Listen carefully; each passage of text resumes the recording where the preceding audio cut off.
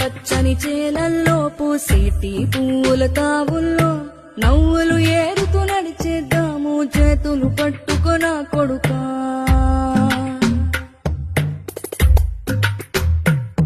పదిలంగా నువ్వు నడవాలే, 10 కాలాలు నువ్వు బతకాలే. చందమామతో చెబుతున్నా నేను చల్లగా చూస్తది నా కొడుకా.